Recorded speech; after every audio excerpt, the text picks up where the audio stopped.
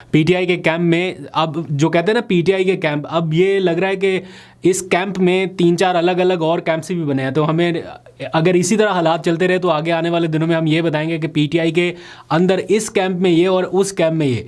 इसलिए बता रहा हूँ क्योंकि सलमान अकरम राजा वर्सेस अली अमीन गंडापुर, फिर अलीमा खान वर्सेस शेर अफजल मरवत, फिर बैरिस्टर गौहर वर्सेस शेर अफजल मरवत, फिर शानदाना गुलजार एंड सो ऑन। अगर ये काउंट आप करते रहे तो हर किसी का कोई ना कोई अलग पॉइंट ऑफ व्यू इस टाइम हेडलाइंस बना रहा है। ये बातें आपको सुनने में शायद थोड़ी हार्श लगें या आपको पसंद ना आए, लेकिन मैं चाहता हूँ कि थोड़ा सा other side of the story आपके सामने रहे कि हर बार ये इमेजिन करना कि सब अच्छा चल रहा है, उसकी बजाय जो रियलिटीज़ है, ग्राउंड रियलिटीज़ हैं, वो आपको पता होनी चाहिए, जो हम अपनी आंखों के सामने देख रहे हैं, जो होता देख रहे हैं।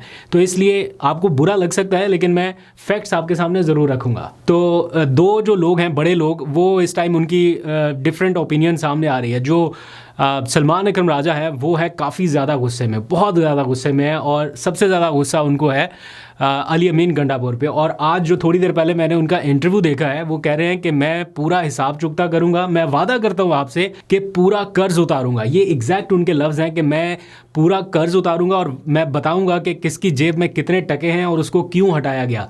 ये इतनी सख्त बातें जो है वो क्यों कर रहे हैं, और ये भी उन्होंने कहा कि ये मुनासिब मौका नहीं है, अभी नहीं, लेकिन एक वक्त आएगा मैं ये सारी चीज़ें अनफोल्ड करूंगा। सलमान अकरम राजा जैसा बंदा जो बड़ा कूल एंड काम अपने आप को कंपोज रखता है, कूल एंड काम थोड़े कम ही रहते हैं, कंपोज रखते हैं अपने आप को, वो भी इस हद तक आ गए हैं कि वो कह रहे हैं कि मैं कर्ज उतारूंगा सबका, मेरा वादा है आपसे। और फिर जो दूसरी साइड है वो है बैरिस्टर गौहर की। वो चाहते हैं कि नहीं, किसी के खिलाफ कोई कार्रवाई ना हो। जब भी कोई अनाउंसमेंट होती है ना कि फॉर एग्जाम्पल मिसाल यूसुफजई के खिलाफ कार्रवाई होगी, तो बैरिस्टर गौहर जो है वो सामने आते हैं और वो कहते हैं नहीं नहीं नहीं, मैं इस हक में नहीं हूँ कि किसी के खिलाफ कार्रवाई हो, किसी को पार्टी से बेदखल किया जाए। इस टाइम यूनिटी की ज़रूरत है और सबको साथ लेके चलना है। इसी तरह जब सलमान अकरम राजा को लगता है कि डिसिप्लिन वायलेट हो रहा है और वो किसी के खिलाफ कार्रवाई करने का इरादा रखते हैं, तो उन्हें रोक दिया जाता है कि नहीं, अभी मौका मुनासिब नहीं है, तो ये ना करें।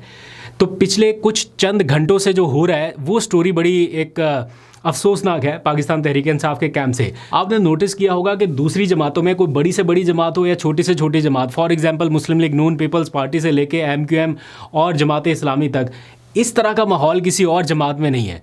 वहाँ पे भी थोड़ा सा ऐसा लगता है कि डिसिप्लिन जो है उसको मेंटेन रखा जाता है, कोई इस तरह बाहर आके बातें नहीं करता, हर कोई जिसके दिल में जो आए वो आके नहीं कहता। ऑब्वियसली पीटीआई को मुश्किलात का सामना है, इन मुश्किलात में तो इनको और ज़्यादा स्ट्रॉन्ग होना चाहिए और ज़्यादा डिसिप्लिन का मुजाहरा करना चाहिए, लेकिन ऐसा हो नहीं पा रहा।